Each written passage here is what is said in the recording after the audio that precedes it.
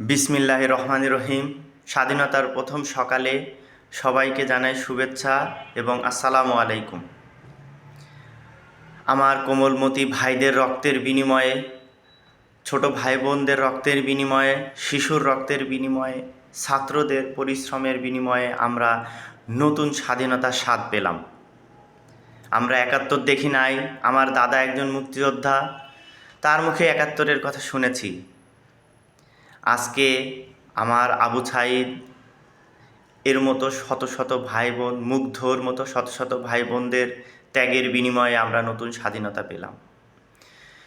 স্বাধীনতা অর্জন হয়তো কিছুটা সহজ, কিন্তু এটা রক্ষা করা অনেক কঠিন কাজ। আমাদের সামনে অনেক বড় চ্যালেঞ্জ। স্বৈরাচার খুনি হাসিনা এই দেশটাকে একদম ধ্বংস করে দিয়ে চলে গেছে। আর্থিকভাবে, সামাজিকভাবে, প্রাতিষ্ঠানিকভাবে সব কিছুতে আমরা আজকে পিছিয়ে গেছি।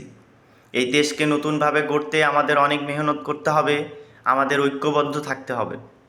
আমাদের স্বাধীনতা অর্জনের পরে এই ভাই বোনদের এই ত্যাগের বিনিময়ে আমরা যে স্বাধীনতা পেলাম, এই স্বাধীনতা বিরোধী কিছু প্রেতাত্মা তাদের উস্কানিতে এখনও দেখছি আমরা বিভিন্ন জায়গায় ভাঙচুর, বিভিন্ন জায়গায় লুটপাট, লুটতরাজ, আমাদের সাম্প্রদায়িক ভাই বোনদের উপর হামলা, এগুলো কোনোভাবেই গ্রহণযোগ্য না।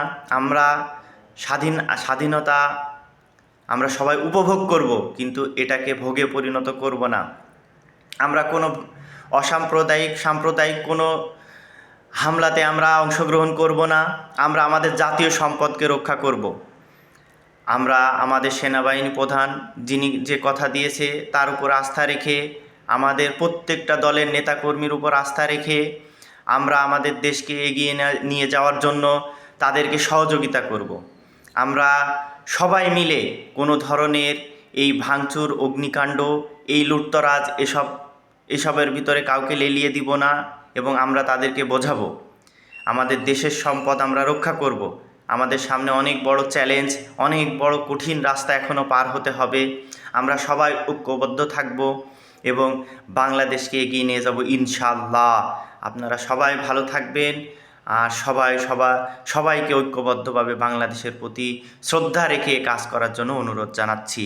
ধন্যবাদ। এবং শেষে আবারও যেসব শহীদের বিনিময়ে আমরা আজকে স্বাধীনতা পেলাম তাদেরকে শত কোটি সালাম জানাচ্ছি। আসসালামু আলাইকুম।